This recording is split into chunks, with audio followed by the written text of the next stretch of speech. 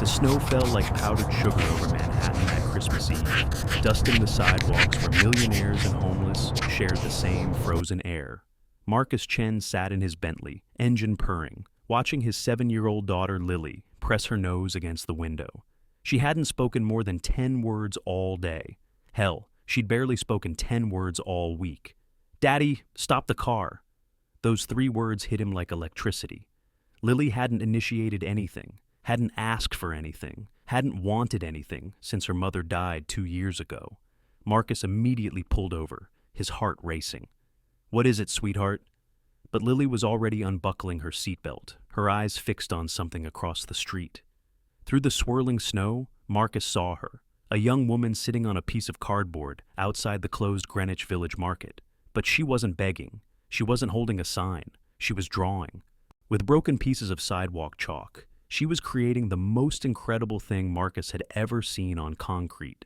A full Christmas dinner, so detailed, so vibrant that it seemed to steam in the winter cold. The turkey looked golden and crispy. The mashed potatoes appeared fluffy enough to eat. The pie seemed to glisten with real cinnamon and nutmeg. "She's making Christmas," Lily whispered, "with colors." The woman's hands moved with precision despite the cold. She wore fingerless gloves, and her coat was held together with safety pins. Her dark hair fell in waves around her face, and when she looked up at a passing couple who dropped $1 in her hat, Marcus saw her eyes, fierce, proud, unbroken. "Can we give her money?" Lily asked. Marcus reached for his wallet, but Lily shook her head. "No. Can we give her Christmas?" Before Marcus could process what his daughter meant, Lily was out of the car. Marcus scrambled after her, his $1,000 shoes slipping on the icy sidewalk. By the time he caught up, Lily was standing in front of the woman, studying the chalk art with the intensity of a museum curator. "Did you go to art school?" Lily asked. The woman looked up, surprised. A sad smile crossed her face. "Something like that. I went to culinary school, but food and art..." She held up the chalk. "They're not that different.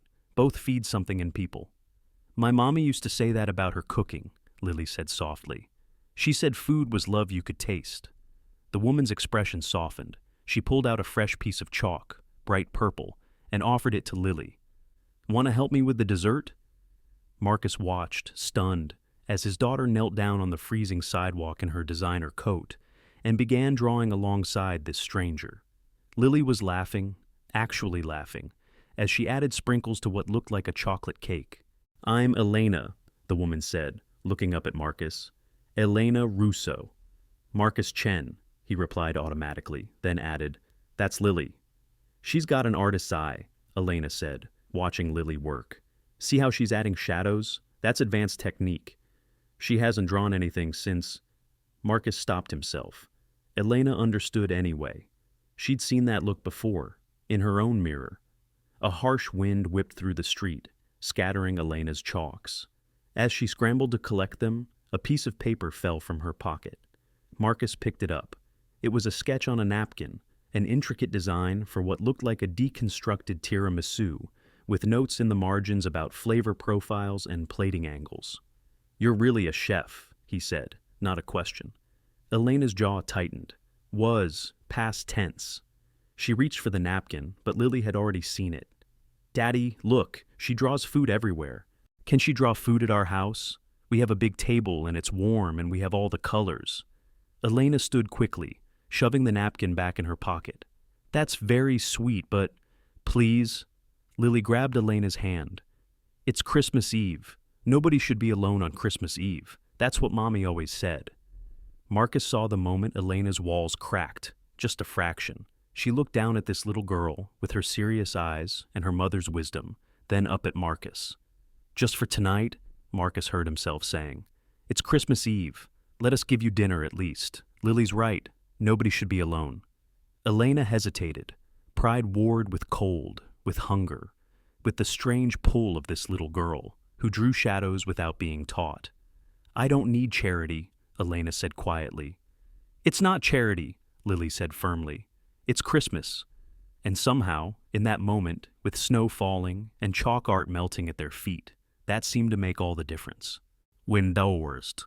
The Bentley's heated seats should have made Elena uncomfortable, The leather alone probably cost more than she'd made in her last 3 months before everything fell apart. But Lily had curled up against her side, chattering about art supplies and recipes and whether chalk flavors would taste like their colors. And somehow, the luxury car felt less like a cage and more like a warm cocoon protecting them from the bitter December wind. "Our penthouse has a kitchen bigger than most restaurants," Lily announced. "Daddy never uses it, though. He orders takeout every night, even breakfast." Marcus glanced in the rearview mirror. "Lily, I'm sure Miss Russo doesn't want to hear about our eating habits." "It's Elena," she corrected softly. "And I think your daughter's trying to tell you something about nutrition." "See, Daddy? She knows." They pulled into an underground garage that looked like it belonged in a spy movie, all gleaming concrete and subtle lighting. The elevator that whisked them up 40 floors was silent except for classical music that Elena recognized as Vivaldi's Winter. Of course.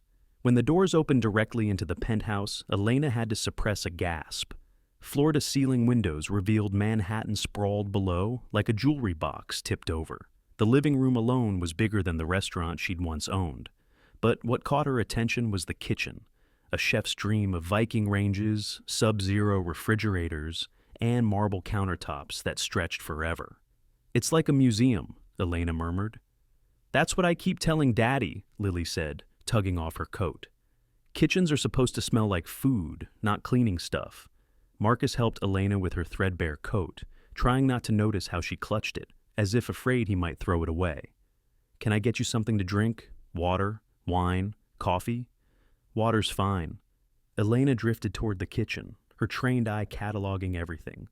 "You have a LaCanche range. That's a $20,000 stove, and you order takeout?" "My wife picked it out," Marcus said quietly. "She loved to cook. I couldn't bring myself to use it." Elena's hand hovered over the range's brass handles. "I'm sorry. It was 2 years ago. Cancer." He said it like ripping off a bandage. "Lily's been seeing a therapist, but she hasn't been interested in much since then. Tonight was the first time she's asked for anything in months."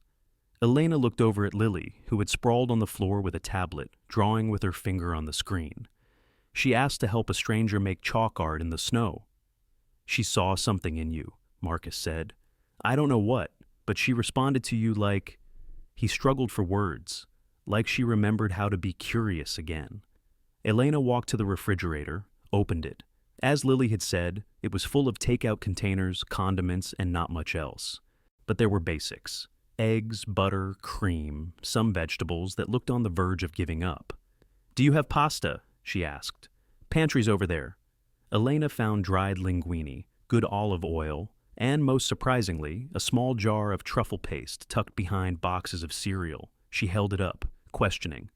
"Sarah loved that stuff," Marcus said. "I couldn't throw it away." "May I?" Marcus nodded, and Elena began to move. It was like watching a dancer who'd been off stage for too long suddenly hear her music again. She put water on to boil, began julienning vegetables with a knife that probably hadn't been used in 2 years, but was still sharp enough to sing. Lily abandoned her tablet to watch. "What are you making?" "Comfort," Elena said. "Linguine with truffle cream and winter vegetables. Simple, but if you do it right, it tastes like a hug feels." "Mommy used to say that about her chicken soup." Elena smiled. "Your mom was right. Food is love. It's chemistry and art and magic all at once. See this?" She held up a strip of carrot. "Boring alone, but watch." She heated olive oil in a pan, added the carrot with precise timing. The smell that rose made Lily close her eyes and inhale deeply. "It smells like sunshine," the little girl said. "That's the sugar in the carrot caramelizing. Same thing that happens when you toast marshmallows." As Elena cooked, she explained everything. Why she salted the pasta water, like the sea. How to know when garlic was perfectly golden. It sings differently. Why you should never add cheese to a truffle dish. They're both divas, they'll fight for attention. Marcus found himself mesmerized. This woman who'd been drawing on sidewalks for dollars an hour ago was now conducting a symphony in his kitchen. Her movements were economical, precise, almost surgical, but there was joy in them too. A barely suppressed delight as flavors came together under her hands. "You're not just a chef," he said. "You're something more." Elena's hands stilled for a moment. I trained under Auguste de Beaumont in Lyon, worked at Le Bernardin, got my first Michelin star at 25. She resumed stirring. Ancient history now. What happened?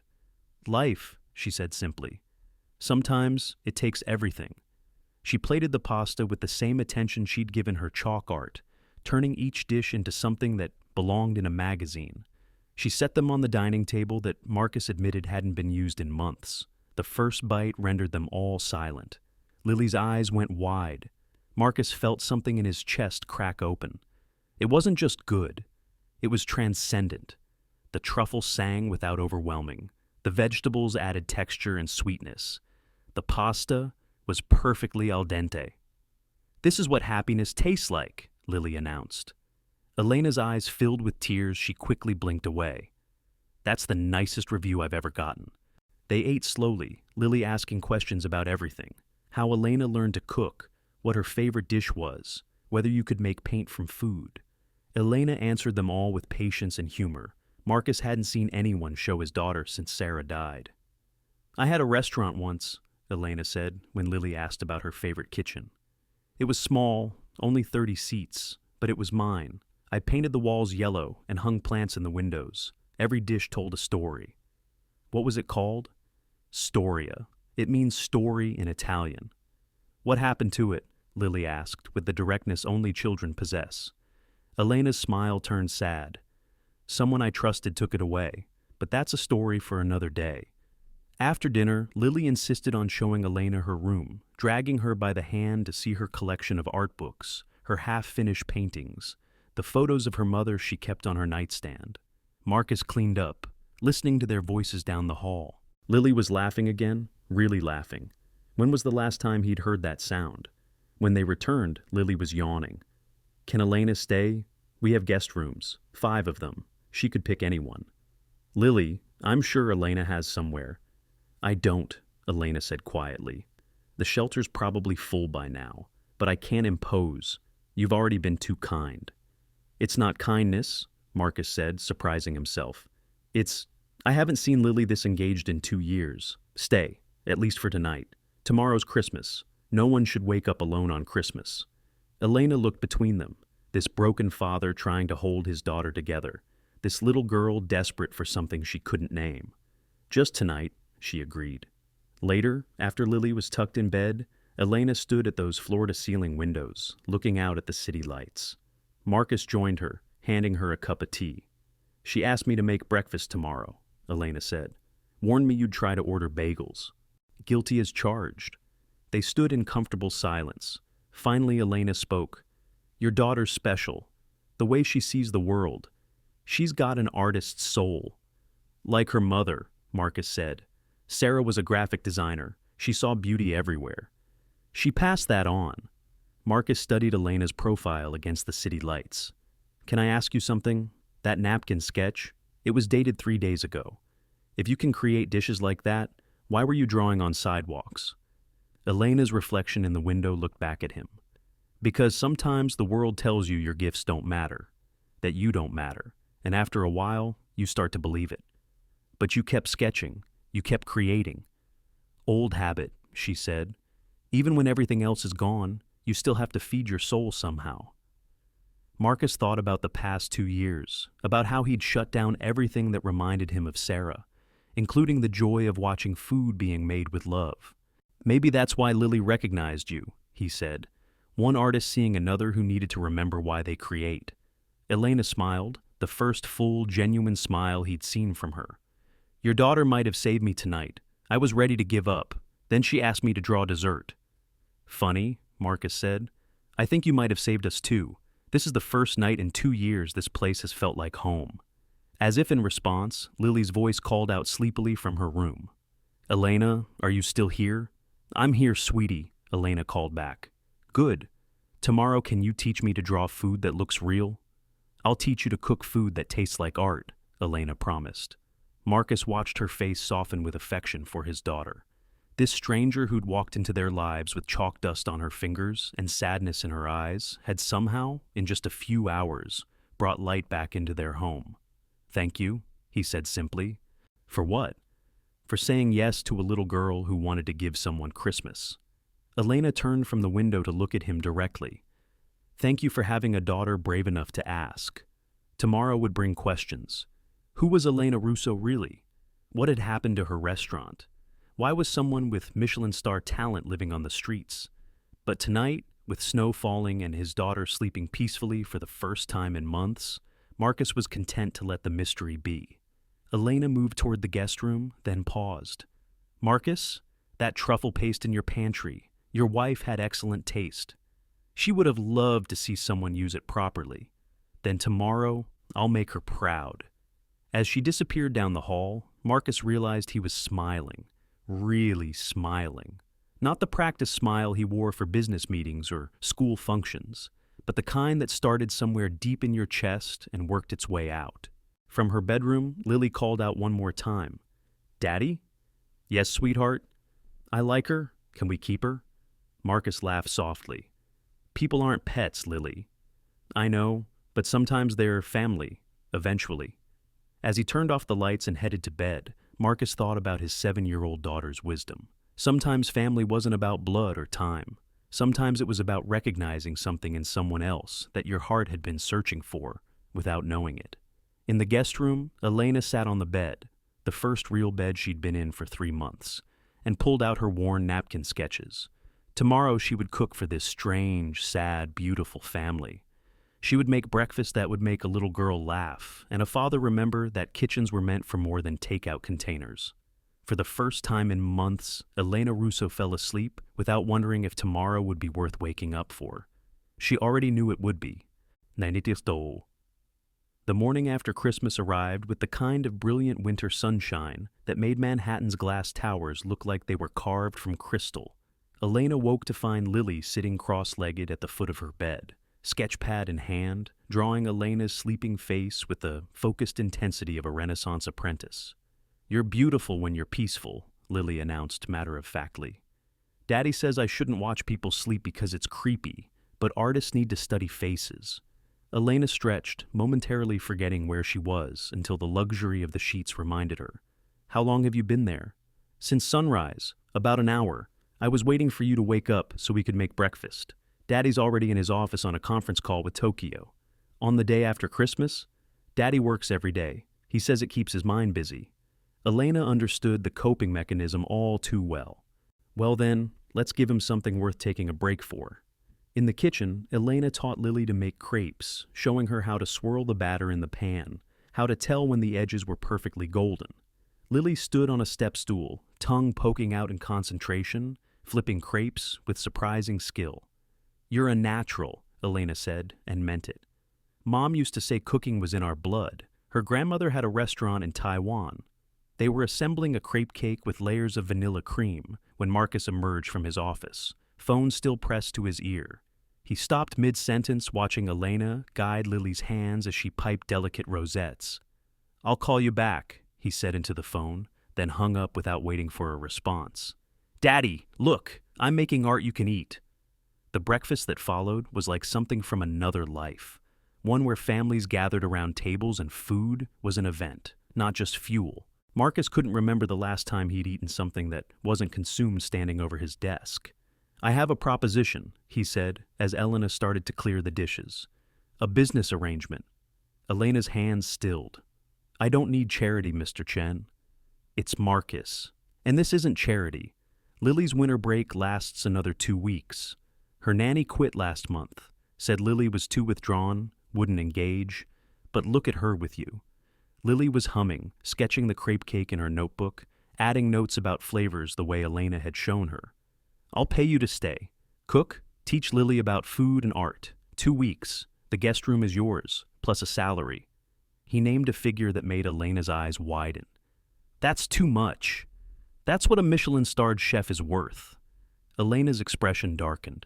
Was worth. Past tense. Nobody in New York will hire me now. Why? She was quiet for so long, Marcus thought she wouldn't answer. Finally, she said, have you ever trusted someone so completely that when they betrayed you, you couldn't even believe it was happening until it was too late? Yes, Marcus said simply, thinking of his brother who'd tried to steal his company while Sarah was dying. Then you understand how someone can lose everything in a single moment of misplaced faith. Before Marcus could respond, his phone rang. He glanced at it, frowning. My mother, I should take it, Elena said. Lily and I will start on lunch. But Marcus had barely said hello before his mother's voice filled the kitchen, loud enough for everyone to hear, despite not being on speaker. Marcus Chen, how dare you not tell me you have a woman living in your apartment? He moved toward his office, but his mother's next words stopped everyone cold. Mrs. Patterson from 4B saw you bringing some homeless woman home on Christmas Eve. The entire building is talking about it. Marcus's jaw tightened. Mother, this is exactly the kind of scandal your competitors will use against you. The board is already concerned about your judgment since Sarah died. Now, you're picking up strays? Elena's face had gone pale. She set down the pan she was holding with careful precision. She's not a stray, Mother. She's a chef. I hired her to cook for Lily during winter break. A chef you found on the street? Have you lost your mind? What do you even know about this woman? She could be an addict, a thief, mentally unstable. Stop. Marcus's voice was sharp enough to cut glass. You're talking about someone who has shown my daughter more kindness in 24 hours than you have in 2 years. I'm trying to protect you, and Lily. You can't just trust random people. Like you trusted that investment advisor who stole your retirement fund? Marcus shot back. Or the contractor who ran off with your renovation deposit? At least I'm trusting someone who's actually helping my family. There was a long silence. Then his mother's voice, colder now. Don't come crying to me when this blows up in your face. And don't bring her to New Year's dinner. I won't have my granddaughter exposed to some opportunistic. Marcus hung up. The kitchen was silent. Lily had stopped drawing, her eyes wide and worried. Elena stood frozen by the stove. I should go, Elena said quietly. No! Lily's voice was sharp with panic. You can't leave because grandmother's mean. She's mean about everything. She said Mommy wasn't good enough either because she was just a designer and not a lawyer. Lily, Marcus started. It's true. She's horrible and you know it. Tears were streaming down Lily's face. Everyone leaves. Mommy left and didn't want to, and now Elena wants to leave because of us. Elena moved without thinking, pulling Lily into her arms. Hey, I'm not leaving because of you. You're the best thing that's happened to me in a really long time. Then why? Elena looked over Lily's head at Marcus. Because sometimes the world has rules about who belongs where, and people like me. We don't belong in penthouses. That's stupid, Lily said fiercely. You belong wherever you make beautiful things. You belong with people who see you. Marcus's phone buzzed. A text from his business partner, David. Heard you hired some homeless woman. Please tell me Mom's wrong. The Nakamura deal is too important to risk on bad PR.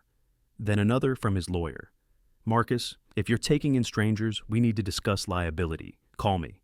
And another from a board member. Concerning rumors about your judgment. We should talk. Marcus turned his phone face down. Elena, I need to tell you something about my mother. When Sarah was diagnosed, Mom's first concern was how it would affect my company's image. When Sarah died, she suggested I wait 3 months before dating again, because anything less looks desperate. She measures everything by appearances and nothing by value. She's not entirely wrong, though, Elena said. Appearances matter in your world. My world? Marcus laughed bitterly. You think I care about that world? The one that sends condolence cards with business proposals? That asks about quarterly projections at my wife's funeral? That world can burn for all I care. You don't mean that. You built something amazing.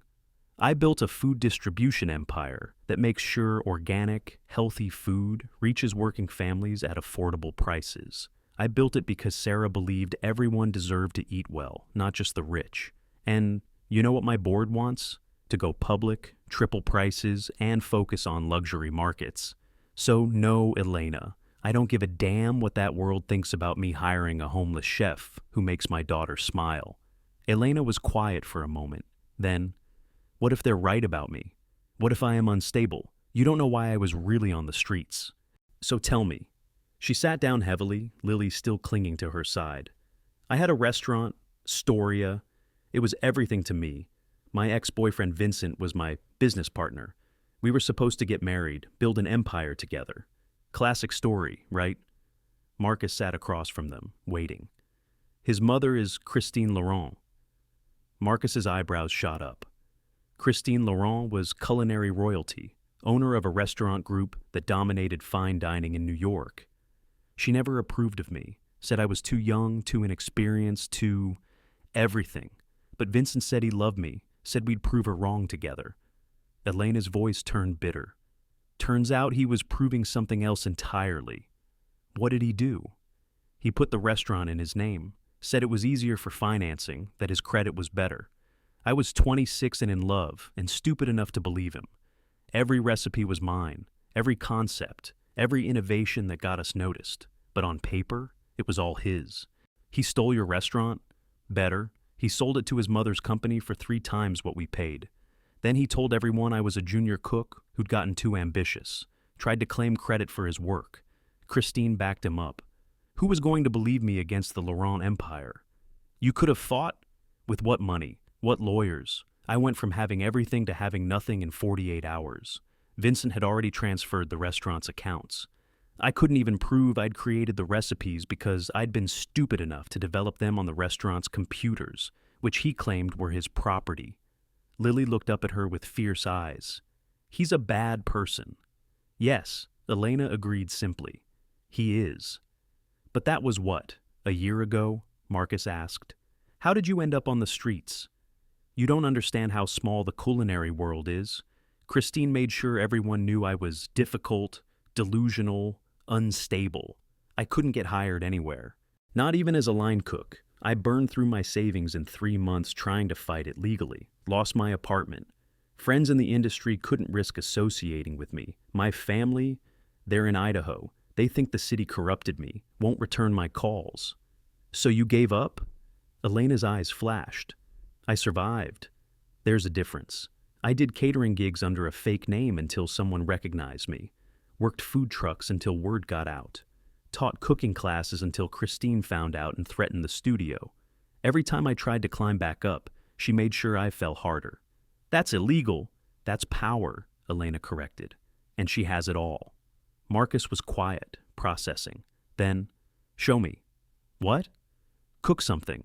Something that was on Storia's menu. Show me what Vincent stole. Elena stood slowly. You have duck in your freezer. I saw it yesterday. For the next hour, Elena worked with the intensity of someone proving their right to exist. She broke down the duck with surgical precision, rendered the fat, created a sauce that smelled like autumn and tasted like silk. She plated it with the kind of artistry that belonged in museums, not kitchens. When she set it in front of Marcus, she said, "This was our signature dish. Vincent couldn't make the sauce properly if his life depended on it, but it has his name on it now at Laurent's flagship restaurant." Marcus took a bite.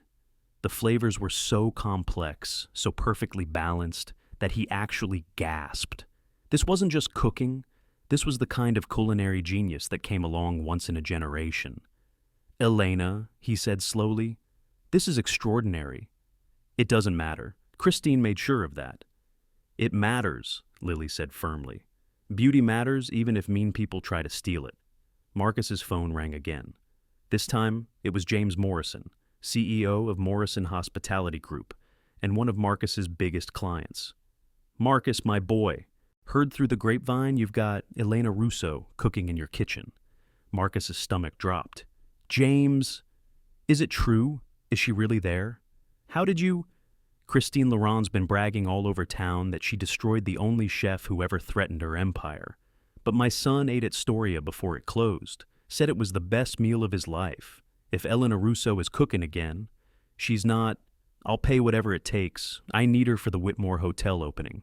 2 weeks from now. It's a soft launch, invitation only, 100 of New York's most influential people. If she can prove Christine wrong... James, it's complicated. Everything's complicated until it's not. Think about it. And Marcus, don't let Christine win this one. That woman's destroyed too many talented people because they threatened her monopoly. After he hung up, Marcus found Elena and Lily in the living room, drawing together. Elena was showing Lily how to sketch the duck dish, breaking down the plating into geometric shapes. That was James Morrison, Marcus said. He wants you to cook for the Whitmore Hotel opening. Elena's face went white. That's impossible. Christine will destroy it. She'll make sure. What if she couldn't? What if you had backing powerful enough that even Christine Laurent couldn't touch you? Nobody's that powerful in the food world. Marcus smiled for the first time that day. I'm not talking about the food world. I'm talking about the business world. The one where I have enough influence to make Christine Laurent look like a small-time bully. Why would you do that? Marcus looked at his daughter, who was watching them with hope in her eyes. Because Lily's right. Beauty matters, talent matters, and someone needs to prove that stealing those things has consequences. Elena stood, shaking her head. You don't understand. This isn't just about cooking. Vincent, he knows things about me. Embarrassing things. Things that everyone has a past, Elena. Not like mine. Try me. She looked at Lily, then back at Marcus. Not in front of Lily, sweetheart. Can you go to your room for a few minutes? But Daddy, please. After Lily reluctantly left, Elena said quietly, I tried to kill myself. After I lost everything. Vincent knows because he's the one who found me. Called 911, played the hero. But he also took photos. Said if I ever tried to come after him legally, he'd release them. Say I was mentally unstable, that I'd been stalking him, that he'd had to have me committed for my own safety. Marcus felt rage build in his chest. That's leverage. It's what he called it. Insurance. And it worked. I've been too scared to fight back because who's going to believe the suicidal ex-girlfriend over the successful restaurateur and his mother? I believe you. You just met me. And in 24 hours, you've shown more integrity than most people show in a lifetime. You were at rock bottom, and you still chose to create beauty on sidewalks. You could have taken advantage of Lily's affection, of my wealth, but instead, you tried to leave to protect us from controversy. Elena's eyes filled with tears. I'm so tired of being afraid. Then stop. Cook for the Whitmore opening. Show New York what Christine and Vincent stole, and if they try to stop you, they'll have to go through me. You don't even know if I can do it anymore. It's been a year since I've cooked professionally. Marcus gestured to the kitchen. You just recreated a Michelin-starred dish from memory with ingredients you found in my freezer. I think you can handle it. But Vincent is a coward who preys on people he thinks can't fight back. But you're not alone anymore. From the hallway, Lily's voice piped up. And you have me. I'll be your sous chef. Marcus sighed. Lily, were you eavesdropping? Artists need to understand human drama, she said, coming back into the room. And Elena needs to know we're her family now. Lily, we just met. So, sometimes you just know. Like how I knew Mommy was sick before she told us. Like how I knew Elena needed us when I saw her drawing. Sometimes your heart knows things before your head figures them out. Elena looked between them, this broken father and his too wise daughter, offering her not just shelter, but something she'd thought she'd lost forever, people willing to fight for her. The Whitmore opening, she said slowly. If I fail, you won't, Marcus said. But if I do, then we'll fail together, Lily announced. That's what families do. Elena laughed through her tears. How did you get so smart? My mom taught me, and now you're teaching me too. Marcus's phone buzzed with another text from his mother. I've arranged for Dr. Phillips to evaluate your judgment. This obsession with a homeless woman is concerning. He deleted it without responding. Looking at Elena, he said, 2 weeks to prepare for Whitmore. We'll need to plan, practice, strategize, and we'll need to keep it quiet until the reveal. Christine will find out. Let her. By the time she does, it'll be too late to stop it. You really think we can pull this off? I think, Marcus said carefully, that Christine Laurent is about to learn what happens when she tries to destroy genuine talent. And I think Vincent is about to discover that some things can't be stolen, only borrowed. Real genius always finds its way back to the source. Elena stood straighter, and for the first time since she'd walked into their lives, Marcus saw who she really was. Not a broken chef or a homeless woman, but an artist who'd been silenced and was ready to roar back to life. All right, she said. Let's do it. Lily cheered, throwing her arms around Elena. And in that moment, in a penthouse kitchen with sunset turning the city gold, a plan was born. Not just to restore Elena's reputation, but to expose the truth about what had been stolen from her. The Whitmore Hotel opening would be more than a culinary event. It would be a resurrection. Et oui, si, Zibor. The Whitmore Hotel stood like a glass and steel promise against the Manhattan skyline, its soft opening scheduled for New Year's Eve, the most prestigious night in New York's social calendar. Elena stood in its pristine kitchen, running her hands over equipment that cost more than most people's cars, trying to calm the tremors in her fingers. "You've got this," Marcus said from the doorway. He'd been there every day of preparation, using his influence to ensure she had everything she needed. "There are going to be 300 people out there," Elena said. "Food critics, celebrities, socialites, and Christine Laurent has a table, front and center. I know. She requested it specifically when she heard I was cooking. This is a trap, or an opportunity." Elena laughed bitterly. "You don't know her like I do. She's probably already planted reviews about how I'm having a mental breakdown, how you hired me out of pity." Marcus's phone buzzed. He glanced at it, and his face darkened. "Speaking of which," he showed her the screen. A gossip blog headline screamed, "Disgraced chef's desperate comeback. Elena Russo seduces millionaire widower for second chance." The article was accompanied by a photo that made Elena's blood run cold. It was from that night, the night she'd tried to end everything. She was on a hospital gurney, unconscious, wrists bandaged. Vincent must have given it to them. "Oh God," Elena whispered. "I can't do this. They're going to destroy me." "No," Lily's voice came from behind them. "They're going to try." The 7-year-old walked in carrying her tablet, her face set with determination. "I've been researching Christine Laurent. Did you know she's been sued 12 times for stealing recipes? She always settles out of court." "Lily, how did you—" "Public records, Daddy. Also, Vincent has a pattern. Elena wasn't his first girlfriend he did this to. There was Sophie Marchand, Amino Patel, Rebecca Chen, all young female chefs. All had their restaurants mysteriously end up in his possession." Elena stared at the little girl. "How do you know all this?" "Because while you two were planning menus, I was investigating. That's what Mom would have done. She always said, if someone hurts your family, you document everything." Marcus knelt beside his daughter. "Lily, this is dangerous. No, staying quiet is dangerous. Letting bullies win is dangerous." She pulled up another screen. "I found something else. Vincent's not even a real chef. He hired someone to take his culinary school exams. I found the guy, Thomas Mitchell. He's willing to testify if we protect him from Christine." Elena sank into a chair. "This is too much. Even with proof, she has the power." "She has fear," Marcus corrected. "People are afraid of her. But fear only works if you're alone, and you're not." The kitchen doors burst open. James Morrison strode in, followed by 4 other people Elena recognized, all major players in New York's hospitality industry. "Elena Russo," James said warmly. "The woman who made my son cry with joy over a simple pasta dish. We need to talk." "Mr. Morrison, James, and these are my colleagues. We've all eaten at Storia. We all know what was stolen from you, and we're all tired of Christine Laurent's monopoly on fine dining." A woman stepped forward, Diana Chen, no relation to Marcus, but owner of 7 boutique hotels. "Christine destroyed my best friend's career 10 years ago. Same pattern as you. Young, talented, threatening. I've been waiting for someone brave enough to stand up to her." "I'm not brave," Elena said. "I'm terrified." "Good," Diana said.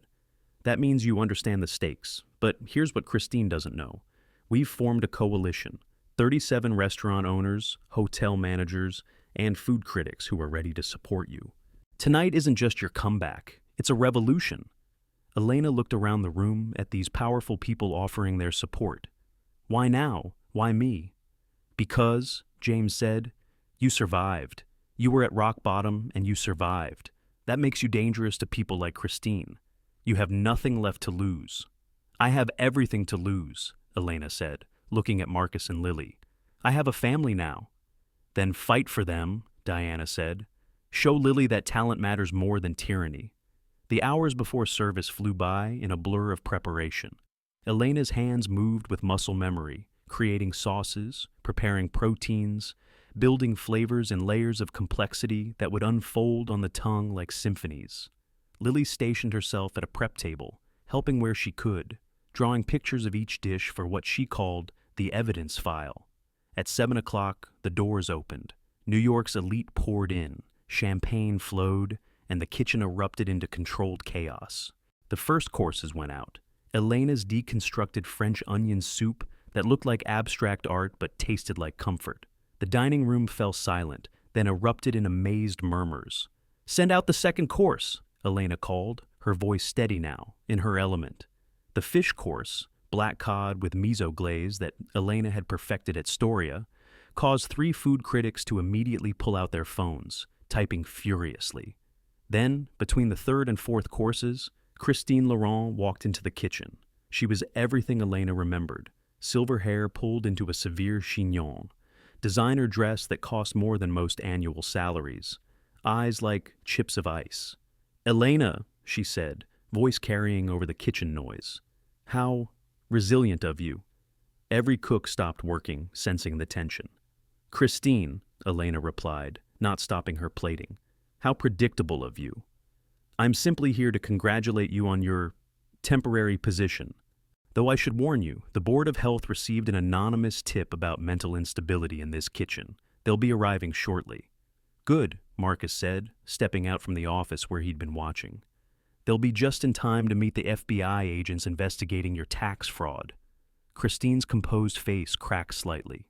"Excuse me? Did you think you could destroy people's lives without consequence? Every chef you've ruined, every restaurant you've stolen through Vincent, it's all been documented. The FBI is very interested in how you've been hiding assets through these acquisitions. You can't prove—" "Actually," Lily piped up, holding her tablet, "we can. You really should use better passwords than your dog's name." Christine's face went white. "You hacked." "I investigated," Lily corrected. "There's a difference. Also, Vincent's here. He's at table 12. Should we tell him about the other women he's dating? Because there are 3, and they all think they're engaged to him." Vincent chose that moment to storm into the kitchen, his handsome face twisted with rage. "Elena, what the hell are you playing at?" "Cooking," she said simply. "Something you never could do without stealing from others." "That's rich, coming from someone who tried to kill herself because she couldn't handle losing." "Because you destroyed my life," Elena said, her voice carrying now. "Because you and your mother systematically dismantled everything I'd built. But you made one mistake, Vincent." "What's that?" "You left me alive." She turned to the kitchen staff, all watching with rapt attention. "Everyone here needs to know the truth. Every recipe Vincent Laurent has claimed as his own was created by the women he's destroyed. Sophie Marchand's molecular gastronomy, Amino Patel's fusion techniques, Rebecca Chen's pastry innovations, and my flavor profiles that put Storia on the map."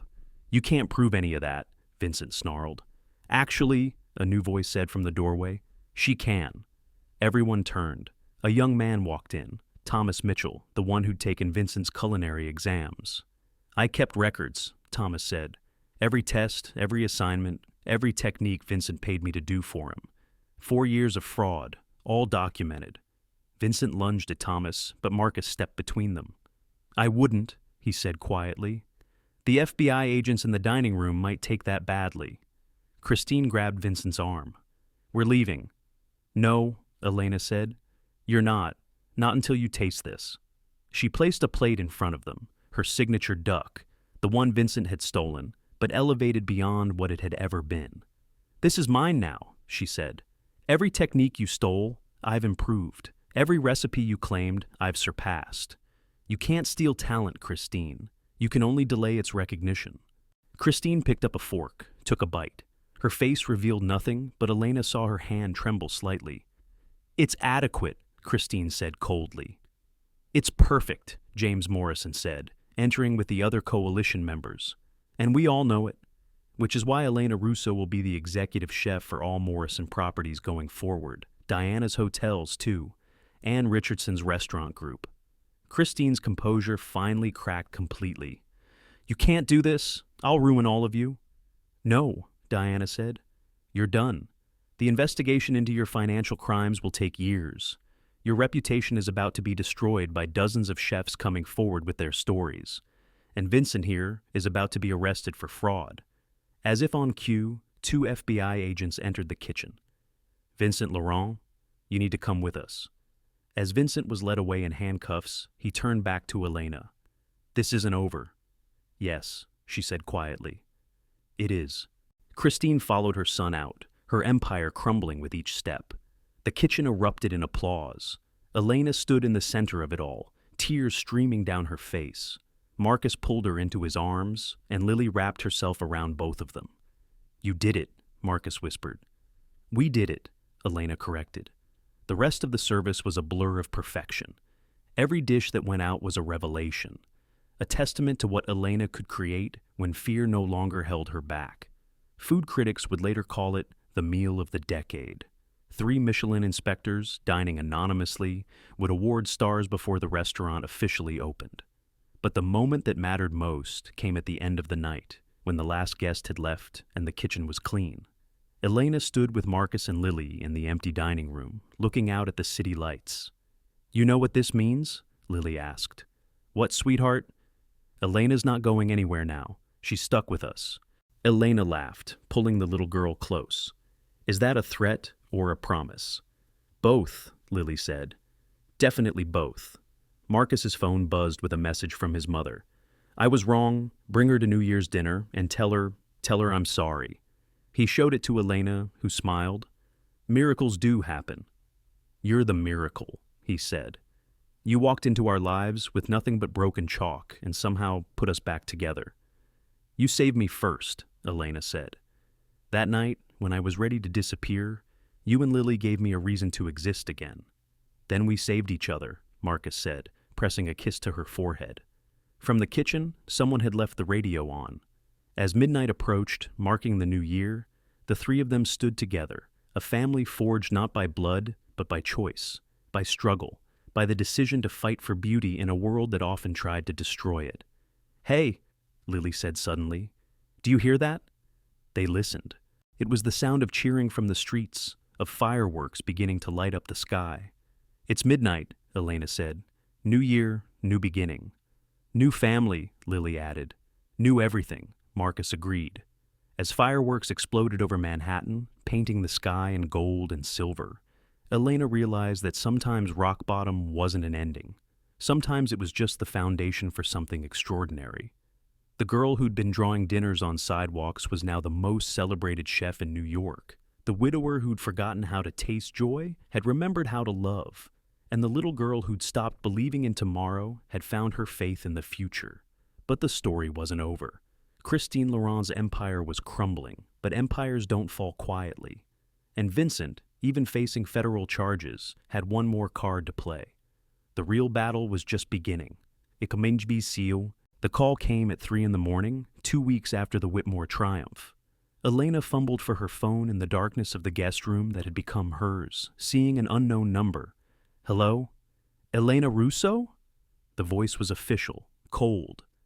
This is Detective Martinez, NYPD. There's been an incident at the Whitmore Hotel kitchen. We need you to come down immediately. Marcus was already in the hallway when she emerged, having heard her phone ring. What's wrong? Something happened at the Whitmore. They drove through empty streets, leaving Lily with the building's night concierge. The hotel was surrounded by police cars, fire trucks, ambulances. Smoke billowed from the kitchen windows. James Morrison met them at the entrance, his face grim. Elena, I'm so sorry. Someone set fire to the kitchen, specifically to your station. They followed him through the chaos to what remained of Elena's workspace. Everything was destroyed. Her knife set, her personal recipe notebooks she'd been rebuilding, the plans for the permanent restaurant menu. But what made her knees buckle was what was spray-painted on the wall in red. You should have stayed dead. We have security footage, Detective Martinez said. But whoever did this knew where the cameras were, stayed in blind spots, professional job. Vincent, Elena said immediately. He's under house arrest with an ankle monitor, the detective replied. Hasn't left his apartment. Then Christine was at a charity gala with 500 witnesses. Marcus pulled Elena close as she shook. This is a message. They're telling you they can reach you anywhere. Mr. Chen is right, the detective said. Ms. Russo, have you received any other threats? Elena was about to say no when her phone buzzed. A text from an unknown number. A photo of Lily leaving her art class, taken from across the street. The message read, Beautiful girl. Shame if something happened to her. Marcus grabbed the phone, his face turning murderous. They're threatening my daughter? We'll put protection on her, Martinez promised. But Ms. Russo, you might want to consider. What? Disappearing again? That's what they want. But that night, back at the penthouse, Elena made a decision. She packed her few belongings while Marcus was putting Lily to bed. He found her at the door with her bag. No, they threatened Lily. So we fight back. With what? They're playing by different rules. I won't let that little girl get hurt because of me. You think leaving will protect her? You think she won't be devastated? Elena, you're her... He stopped himself. Her what? I'm nobody to her, Marcus. Just someone who stayed for a few weeks. You know that's not true. From down the hall, Lily's voice called out, Elena, can you come read to me? Elena's composure cracked. Tell her I had to go. Tell her. Tell her yourself, Lily said, appearing in the hallway in her pajamas, clutching her bear. You're leaving, aren't you? Because of the fire. Because someone's trying to hurt you. Lily, I heard Daddy on the phone with the police. Tears rolled down her cheeks. Everyone leaves, but I thought you were different. I thought you were brave. I am trying to protect you. No, you're scared. And when you're scared, you run. That's what Daddy does too, except he runs into work instead of away. Lily's 7-year-old wisdom cut deep. But Mommy never ran. Even when she was dying, she stayed. She fought. Elena dropped her bag, kneeling to Lily's level. Your mom was the bravest person. Then be like her. Stay and fight. Please. But before Elena could answer, Marcus's phone rang. It was his lawyer. Marcus, you need to see the news. Now. Marcus turned on the TV. The late-night news was running a special segment. Mental health crisis in high-end kitchens. Elena's face filled the screen. The hospital photo Vincent had leaked, but now accompanied by what looked like medical records. Documents obtained exclusively by this station reveal that celebrated chef Elena Russo has a history of mental instability, including a suicide attempt and subsequent psychiatric hold. Sources close to the situation report she's been living with millionaire Marcus Chen and his young daughter, raising concerns about the child's safety. Elena sank onto the couch. How did they get my medical records? They're fake, Marcus said immediately. They have to be. Medical records are protected. His phone rang again. This time it was his board of directors chairman. Marcus, we're calling an emergency meeting. Your judgment is being questioned. Housing a mentally unstable woman with your daughter. The optics are catastrophic. The Nakamura deal is falling apart. They don't want to be associated with scandal. More calls came in rapid succession. 3 major clients pulling contracts. His mother, hysterical about Lily's safety. Child Protective Services, saying they had received a complaint and would be visiting tomorrow. Elena stood up, deadly calm now. I'm leaving, tonight. Elena? They win, Marcus. Don't you see? They've destroyed everything. Your business, my reputation, and now they're coming for Lily. I won't let that happen. We can fight this. With what? They have the media, the police can't prove anything, and now CPS is involved. I'm poison. Everything I touch gets destroyed. She headed for the door, but Lily blocked her path. No. Lily, move. No. You don't get to leave because things got hard. That's not what family does. I'm not your family! The words hung in the air like shattered glass. Lily's face crumpled, and she ran to her room, slamming the door. Elena immediately wanted to take it back, but Marcus stepped between her and the hallway. You're right. You're not her family. Family doesn't give up. Family doesn't run. Sarah fought until her last breath, not because she could win, but because we were worth fighting for. But you're so wrapped up in your own pain that you can't see what you're throwing away. I'm trying to protect yourself. You're protecting yourself, using our safety as an excuse to do what you've always done, run when things get hard. His words hit like physical blows. Elena grabbed her bag and left, the door closing with a finality that echoed through the penthouse. Marcus stood in the sudden silence, then heard Lily crying in her room. He went to her, found her curled on her bed, clutching the bear Elena had helped her name. Hope. She left, didn't she? Lily whispered. Yes. Just like everyone else. No, sweetheart, not like everyone else. Your mom didn't choose to leave. Elena chose. Maybe we weren't enough. Maybe I wasn't enough. Marcus held his daughter as she sobbed, feeling his own heart breaking. You're everything, Lily. Everything. Outside, Elena stood on the sidewalk, snow beginning to fall again. She had nowhere to go. The shelters would be full. The Whitmore kitchen was destroyed. Everything she'd rebuilt had crumbled in a single night. She walked for hours, ending up at the spot where Lily had first found her. The chalk drawings were long gone, washed away by weather and time. She sat on the same piece of cardboard, pulling out her last possession, the restored recipe notebook Marcus had fixed for her. Opening it, she found a new addition. Lily had drawn pictures throughout, little illustrations of Elena cooking, of the three of them at dinner, of what she labeled our family. On the last page, in Lily's careful handwriting, Elena's recipes taste like love. Never stop cooking. Love, your sous chef, Lily. Elena broke down completely, sobbing in the frozen darkness. She'd had everything, a family, a future, love, and she'd thrown it away. Just like Vincent had said she would, just like Christine had predicted. Her phone, almost dead, buzzed with one last message, a video from an unknown number. She clicked play. It was Vincent, clearly drunk, at some bar. You know what the best part is? He was saying to someone off camera. She thinks we destroyed her kitchen. We didn't have to. She destroys everything herself. Give Elena Russo something beautiful, and she'll find a way to ruin it. That's why I chose her. I knew she'd self-destruct eventually. The video ended with his laughing face.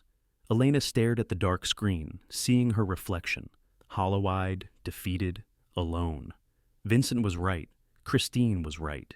She destroyed everything she touched. At the penthouse, Marcus stood at the window where Elena had stood that first night, watching snow fall over the city. Lily had cried herself to sleep. CPS would come tomorrow. His board would demand answers. His business might not survive. But all he could think about was Elena, somewhere in the cold city, alone. His phone rang. James Morrison. Marcus, I found something. The fire at Whitmore, the accelerant used was professional grade, only available to licensed contractors. Christine's brother owns a contracting company, the same company that did renovations at Whitmore last year. They would have had access, known the blind spots. Can you prove it? Working on it. But Marcus, there's more. Those medical records on the news, they're not fake, but they're not Elena's. They're from a Rebecca Chen, one of Vincent's other victims. Same hospital, same dates, but different patient. Someone with access to hospital records switched the names. Christine has a nephew who's a hospital administrator. Exactly. This is a coordinated attack. They're not just trying to destroy Elena, they're trying to destroy anyone who supports her.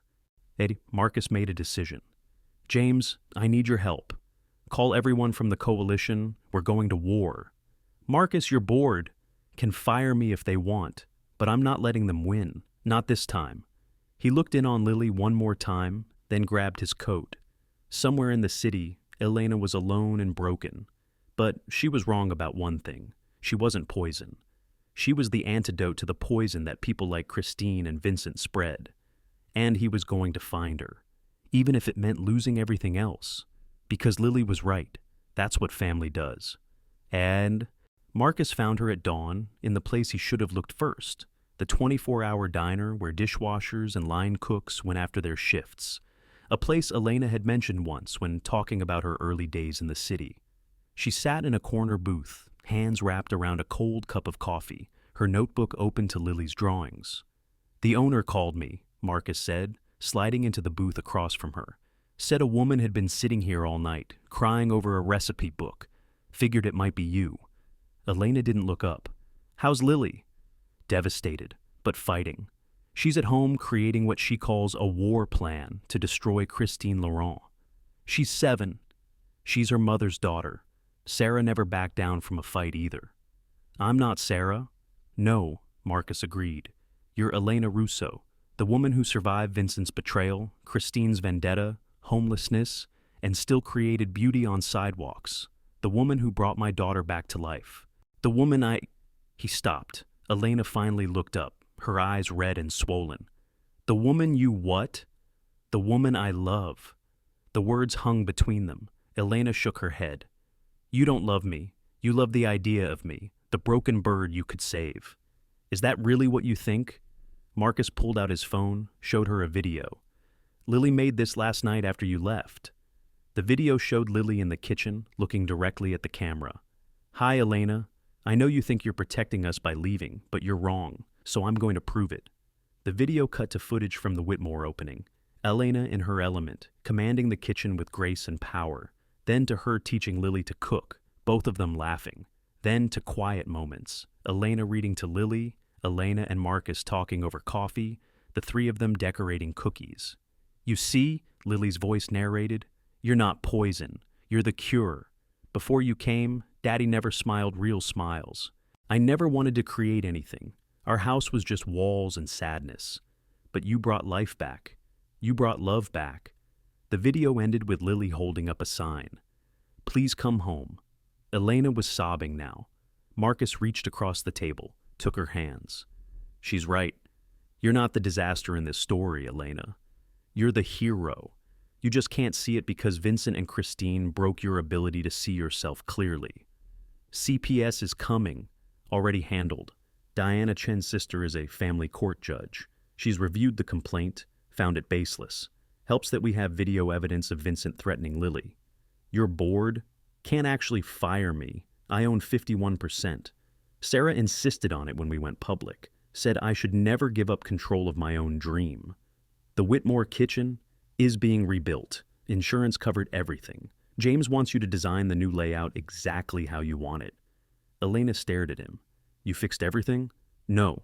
We fixed everything. The coalition, Diana, James, even my mother. She's threatening to sue 3 media outlets for defamation. Turns out she's scarier than Christine when her granddaughter is threatened. But Christine is finished? Marcus pulled out a tablet, showed her the morning news. FBI raided her restaurants last night, found evidence of tax fraud going back 20 years. But that's not the best part. He swiped to another article. The headline read, Vincent Laurent arrested for arson. How? Your friend Thomas, the one who took Vincent's exams? He recorded everything, including Vincent bragging about burning down the Whitmore kitchen. He was wearing a wire, working with the FBI. Turns out Vincent never learned to keep his mouth shut when he's drunk. Elena's hands shook. It's really over? The legal part, maybe, but the real fight, that's just beginning. Marcus stood, held out his hand. Come home. We have work to do. What work? The Morrison Group wants to fund a restaurant. Your restaurant. Full creative control, your name, your menu. But there's a catch. There always is. They want it to include a training program for homeless youth, teaching them not just to cook, but to create, to find beauty even when the world tries to beat it out of them. Elena looked up at him, tears streaming. Like I was. Like you were. But also like you are. Someone who never stopped creating, never stopped fighting, even when you thought you'd lost. She took his hand, stood on shaking legs. Lily will forgive me? She's already planning the menu for your restaurant. She says it needs a kids section where children can learn to paint with sauces. They drove back to the penthouse as the city woke up. When the elevator doors opened, Lily was waiting, still in her pajamas, holding a piece of paper. I wrote you a contract, she announced. You have to sign it if you want to come back. Elena knelt down, read the contract written in Lily's careful handwriting. I, Elena Russo, promise to never leave without saying goodbye. Teach me one new recipe every week. Let us love you even when you're scared. Remember that family means nobody gets left behind. Help Daddy smile more. Be my mom if you want to. Optional but hoped for. Elena laughed through her tears. Do you have a pen? As she signed the paper with one of Lily's glitter pens, Marcus's phone rang. It was Diana Chen. Turn on Channel 4, now. The morning show was broadcasting live from outside Laurent's flagship restaurant, where a crowd had gathered. But these weren't protesters. They were chefs. Dozens of them, all wearing whites, all holding signs with single words. Truth. Justice. Elena. The reporter was interviewing James Morrison. This is unprecedented, Mr. Morrison. Chefs from competing restaurants, standing together. Elena Russo represents every chef who's ever had their work stolen, their dreams crushed by those with more power. Today, we stand with her, and we have something to announce. The camera panned to Diana Chen. The Morrison Chen Hospitality Group is proud to announce the funding of Resurgette, a new restaurant concept by Elena Russo. But it's more than a restaurant. It's a culinary school for the forgotten, the dismissed, the overlooked. Because talent doesn't care about your address or your past. It only cares about your passion. The reporter turned back to the camera. We're also learning that Vincent Laurent has been denied bail after prosecutors revealed evidence of a pattern of harassment and theft spanning years. Christine Laurent's restaurant empire is under federal investigation, with several establishments already closed. Marcus turned off the TV. Resurgette. It means she rises again in Latin. I know, Elena said softly. I studied it in culinary school. Never thought it would apply to me. It doesn't just apply to you, Lily said. It is you. Over the next 3 weeks, the transformation was remarkable. The coalition that had formed to support Elena grew into something larger, a movement to change how the restaurant industry treated young talent. Established chefs began mentoring newcomers openly. The toxic culture that had allowed the Lawrence to thrive started to crumble. Elena threw herself into designing Resurgette. The space James had found was perfect, a former bank in the village, with soaring ceilings and a vault they could turn into a wine cellar. But the real beauty was in the concept, half restaurant, half school. During the day, homeless youth would learn not just cooking, but art, plating, flavor theory. At night, they'd help run service, learning by doing. This is what I was meant to do, Elena told Marcus one evening as they reviewed architectural plans. Not just cook, but teach. Not just succeed, but lift others. Sarah would have loved this, Marcus said. She always believed in second chances. I wish I could have met her. You did, in a way. Through Lily, all the best parts of Sarah live on in her. The night before Resurgette's opening, they stood in the finished space. It was everything Elena had dreamed. Warm colors, open kitchen, walls covered with chalkboard paint where students could create. The menu was a masterpiece of Elena's journey. Dishes inspired by her time at Storia, her nights on the streets, her rebirth with Marcus and Lily. Are you ready? Marcus asked. No, Elena admitted, but I'm not running. Opening night arrived with the kind of buzz New York reserved for genuine moments of change. The guest list read like a who's who of the culinary world, but scattered throughout were the real VIPs, the first students of the program, former homeless youth who would start training the next week. Elena stood in her new kitchen, her brigade around her, some established chefs who'd volunteered to help, some students getting their first taste of service. Lily was there too, in a tiny chef's coat Elena had made for her, appointed as Chief Morale Officer. Listen up, Elena addressed her team. Tonight isn't about perfection, it's about proof. Proof that talent can come from anywhere. Proof that second chances work. Proof that food is more than sustenance. It's hope. Now let's cook. The first orders came in. Elena began calling them out, her voice strong and clear. The kitchen moved like a symphony, each person playing their part. When the first plates went out, Elena held her breath. Then the server returned with feedback. Table 6 says it's the best meal they've ever had. They're crying. More feedback poured in, all extraordinary. Food critics would later write that it wasn't just the best new restaurant of the year, but possibly the decade. But the moment that mattered most came when a young man approached the kitchen. Chef Russo, I'm David. I'm starting your program next week. I just wanted to say, I've been on the streets for 2 years. Everyone told me I was worthless. But seeing you tonight, knowing where you came from, maybe I'm not worthless. Maybe I can rise too. Elena pulled him into a hug, both of them crying. You will rise, she promised. We'll rise together. At the end of the night, after the last guest had left, Elena found Marcus and Lily in the dining room. They had set a table for 3, with champagne for the adults and sparkling cider for Lily. To Resurgette, Marcus raised his glass. To family, Lily added. To never giving up, Elena completed. As they clinked glasses, Marcus pulled out a small box. Elena's breath caught. It's not what you think, he said quickly. Not yet, but Lily and I wanted you to have this. Inside was a key on a chain, not just any key, an ornate, vintage key. It's to the penthouse, Lily explained, but also to everything, our home, our hearts, our future. You don't have to be a guest anymore. You can just be ours. Elena put on the necklace, the key resting against her heart. I already am. Marcus kissed her then, soft and sure, while Lily pretended to be grossed out but was actually grinning. Later, as they walked home through the village, past the spot where Elena had once drawn chalk dinners on concrete, Lily pointed at the sidewalk. Look! Someone had drawn in chalk, a phoenix rising from the flames, with the word Resurgette beneath it. The city knows, Lily said sagely. Everyone knows. Elena Russo rose again. We all did, Elena said, pulling her family close. We all did. But the universe wasn't quite done with them yet. As they reached the penthouse, Marcus's phone buzzed with a text from an unknown number. He read it, his face going pale. What is it? Elena asked. He showed her the screen, a single line of text. You think you've won? The game isn't over. CL. Christine Laurent might be facing federal charges, but she still had one last card to play. Estor Stos. The letter arrived 6 months later, on a June morning when Resurgette had just received its first Michelin star, the fastest in New York history.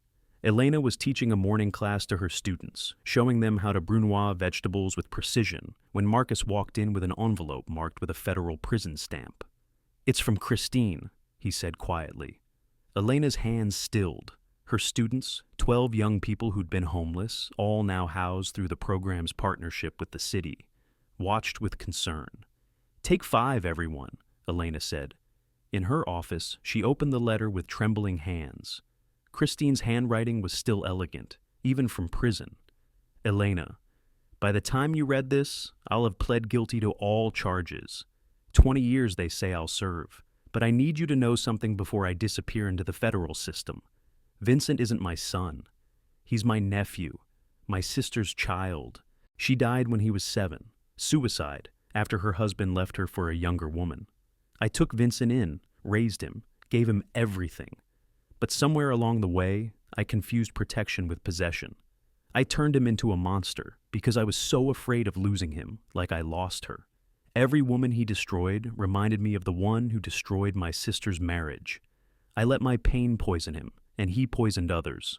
You were just the last in a long line of my victims.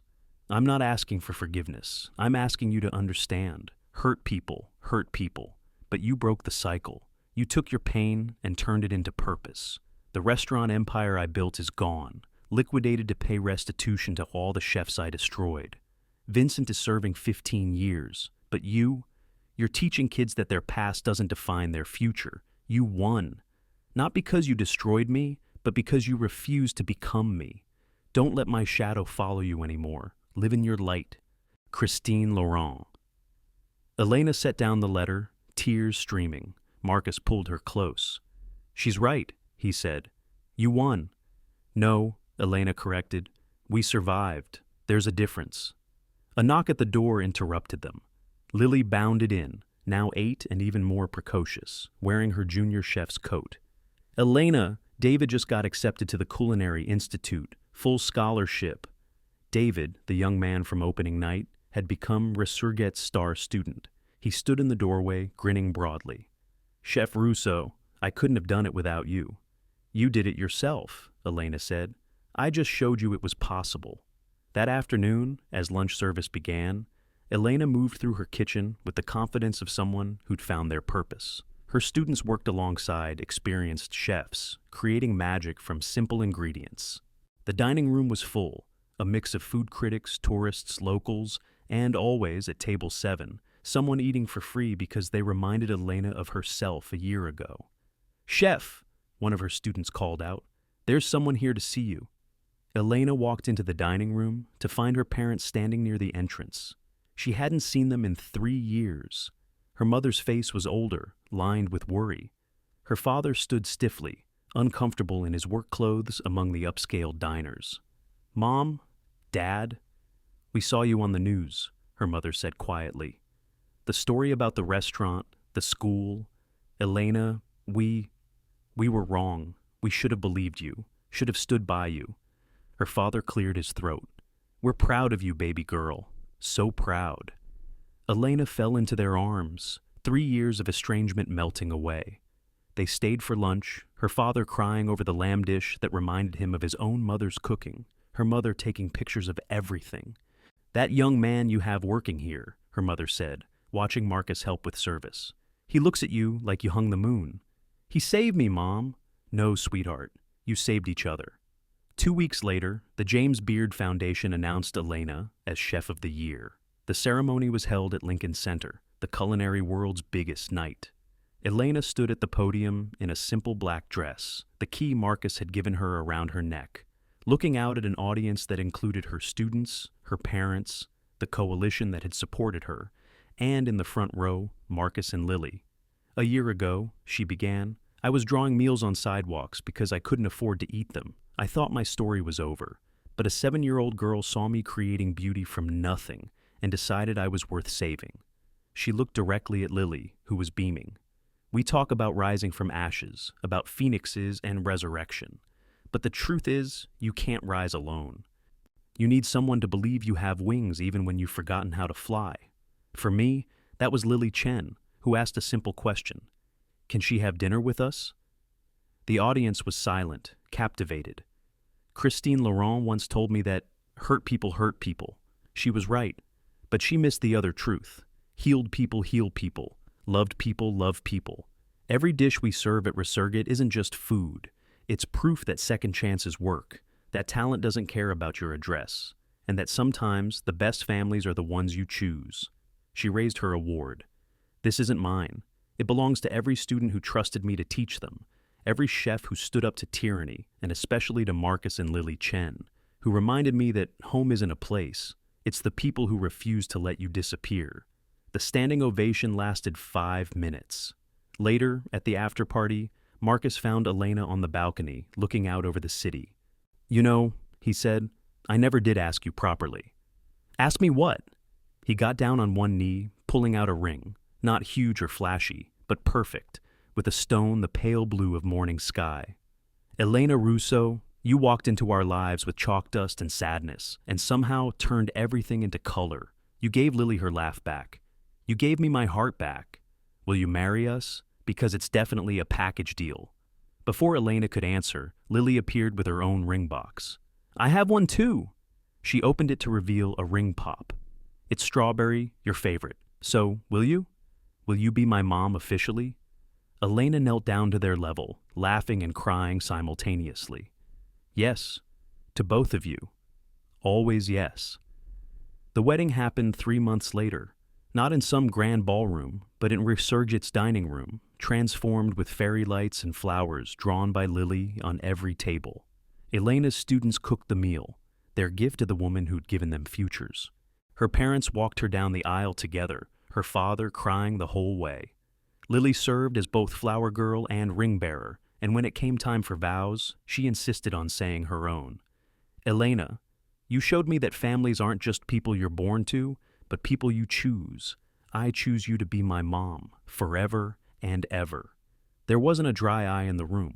As Marcus and Elena kissed, sealing their union, snow began to fall outside. Unusual for September, everyone said.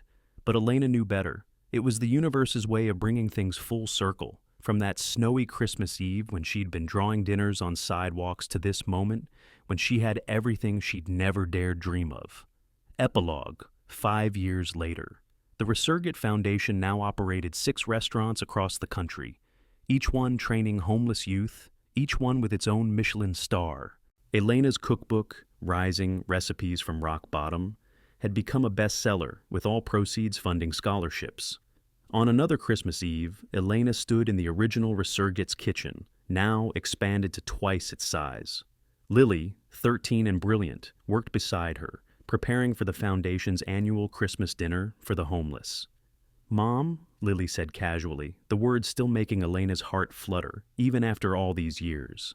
Tell me again about the night Dad found you. You were there, sweetheart. You found me. I know, but I like hearing you tell it. Marcus appeared in the doorway, their 2-year-old son, Gabriel, on his hip. They'd named him after Elena's grandfather, the one who'd taught her that food was love before she even knew what love meant. "Story time?" Marcus asked, kissing Elena's temple. "Always," she replied. As Elena told the story, their story, students bustled around them, preparing meals for 500 people. David, now her sous chef, called out orders. Other graduates of the program worked every station, living proof that rock bottom could be a beginning, not an end. "And then," Elena said, finishing the tale as she always did, "a little girl taught me that sometimes angels don't have wings. Sometimes they have mittens and ask if you're hungry." "That's me," Lily grinned. "I'm the angel." "Yes," Elena said, pulling her daughter close. "You're all my angels." Vincent's latest letter from prison sat unopened in her office. He wrote every month, seeking forgiveness she wasn't ready to give. Maybe someday, but not today. Today was for gratitude, for family, for feeding people who needed more than food. They needed hope. As the first guests arrived for dinner, Elena saw a young woman sitting outside, sheltering from the snow under a newspaper. She was drawing something on a napkin with a stubby pencil. "I'll be right back," Elena said. She walked outside, knelt beside the woman. "Are you hungry?" The woman looked up, eyes hollow but not defeated. Yes." "Then come inside. We have a warm meal and a warm place. And if you want, tomorrow we can talk about teaching you to cook." "Why would you do that?" Elena smiled, remembering another snowy night, another question, another chance. "Because someone once did it for me, and beauty shared is beauty doubled." As she led the woman inside, Elena caught Lily watching from the window, smiling that same smile from 5 years ago, the one that said she knew magic when she saw it. The circle was complete, but the story never really ended.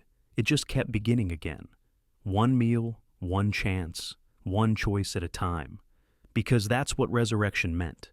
Not just rising once, but rising every day, pulling others up with you until everyone who'd been told they were nothing discovered they were everything. In the kitchen, Gabriel toddled over to Elena, arms raised. She picked him up, and he patted her cheek with his chubby hand. "Mama cook?" "Yes, baby, Mama cooks." "Why?" Elena looked around at her kitchen full of former outcasts now turned professionals. At Marcus teaching a student how to plate, at Lily sketching the dinner service, at the dining room filling with people who needed to remember they mattered. "Because cooking is love, baby, and love is the only ingredient that matters." As the snow continued to fall over New York, Resurgit glowed with warmth and light, a beacon for anyone who'd ever been told they weren't enough. Inside, Elena Russo, once homeless, once broken, once defeated, stood at the center of her kingdom, built not on power or fear, but on the radical belief that everyone deserved a second chance. Christine Laurent had been wrong about one thing. Elena hadn't won because she'd refused to become her. Elena had won because she'd chosen to become herself. Scars, fears, hopes, and all. And that, more than any Michelin star or award, was the real victory. The camera pulls back from the restaurant, up through the falling snow, showing the city sprawled below. Millions of lights, millions of stories, millions of chances for magic to happen when someone stops and asks, "Are you hungry?" Because sometimes the most profound revolutions begin with the simplest acts of kindness, and sometimes all it takes to change everything is one person willing to see beauty where the world sees only broken things. In loving memory of all the dreams that died so better, ones could be born, and to everyone who's ever been at rock bottom, you're not buried, you're planted.